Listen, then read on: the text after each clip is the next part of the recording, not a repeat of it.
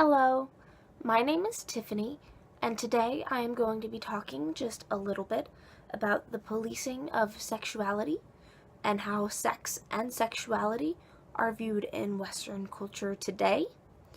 I'll start off just by saying that there is a political aspect to sexuality and sex, and we can really see this as we look back on history.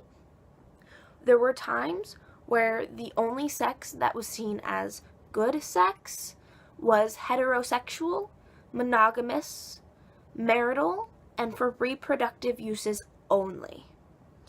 Anything outside of this very constrictive walls, this very confined box, was considered taboo and bad. People could be ostracized, disowned, jailed, and even killed for coming out as anything other than heterosexual, and people, women especially, were shamed and outcasted for having sex outside of a marital bed.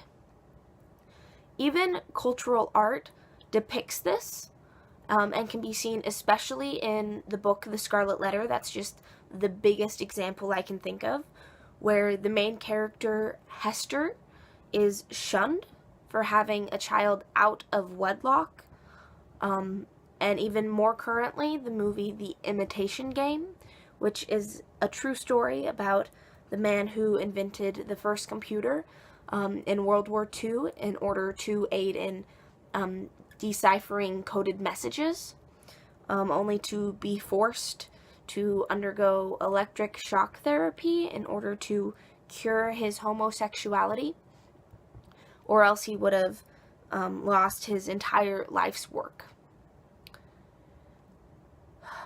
Gayle Rubins wrote this fantastic chapter entitled Thiniking Sex, the Radical Theory of the Politics of Sexuality.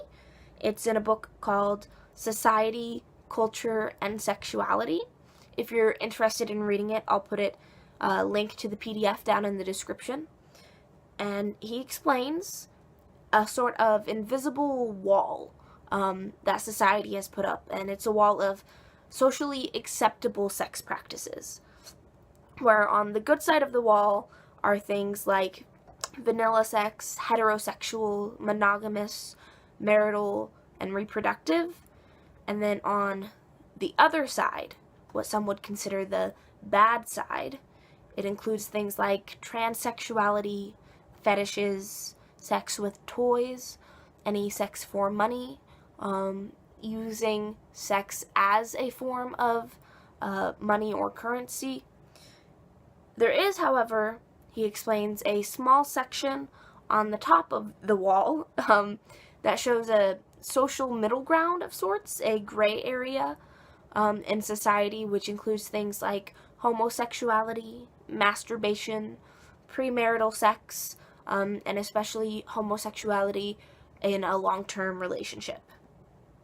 These views have been around for a long time, but I feel they have pushed society into a negative mindset on sex and have led to the policing of sex and sexuality. We're living in in a society where people, women especially, but not exclusively, obviously, are shamed for liking sex or even talking about sex. And it's very ironic considering the way that people are over-sexualized, even hypersexualized in media, especially in advertising, billboards, ads, on the internet, things like that. And yet we're still policed for our sexual desires. And gender does have a play into this, as women are shamed especially for their sex practices. They're labeled things like whore or slut if they're promiscuous at all, and then they're labeled as a tease or a prude if they're not. Even the adult entertainment business pushes women out. It tends to portray scenes only from the male gaze, which projects this idea that women aren't supposed to be watching. Going even deeper, race is also a factor in how harshly one is judged for their sex practices.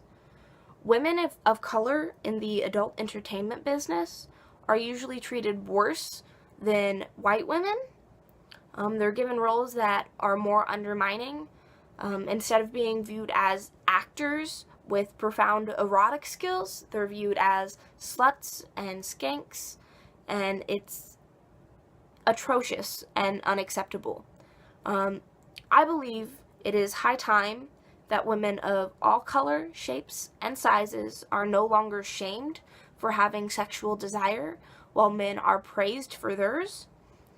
The debate of what sex goes on what side of the good or bad wall has only led to sex negativity, but it is also something that we cannot stop politicizing, because there is still work that needs to be done.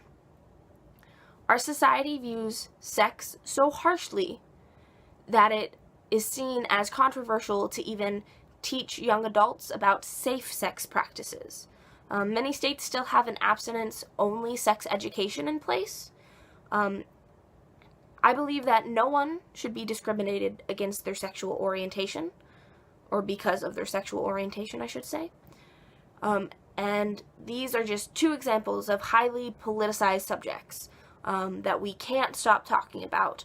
And if we did, it would lose their political edge, and we would be forced backwards in the nation's walk towards acceptedness and sex positivity. There is even an age aspect that comes into play.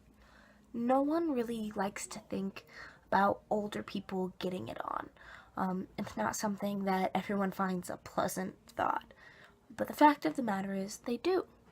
Because sexual desire does not just disappear at a certain age. Menopause doesn't stop sexual desire. Wrinkles don't stop sexual desire.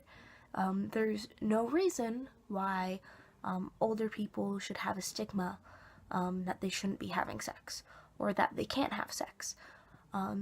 There's also very little well-known information about how sex and your sex life changes as you get older. It's information that is never taught to you. You have to go out and seek it on your own, and even then it's difficult to find. I can think of one show that I know of that tries to go against this and be very sex positive for older people.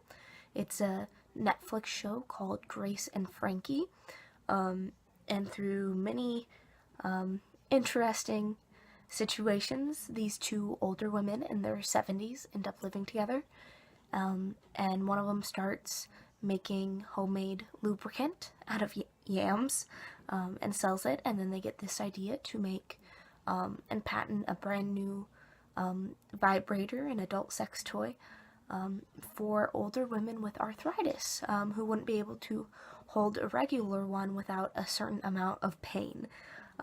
And while this seems a very strange example, it really does show that there's, it really does go against the societal view that sex as an older person is inherently gross.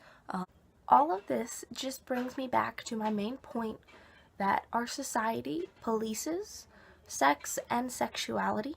Though it's not as bad as it used to be, it is still a problem. As Gayle Rubin explained with his analogy of the wall and the good and the bad side, with that little middle ground in between, there is a cultural idea of good and bad sex. And many of those things that people debate and politicize need to continue to be politicized, or else there will be no progress towards a better future. There is still discrimination, there is still stigma, there are still stereotypes that we may not be able to completely eradicate, but they're far too commonplace for comfort, and I believe that we should all be working towards a future that people don't feel shamed for their body, for their sex, for their sexual orientation, or anything that has to do with their own biology.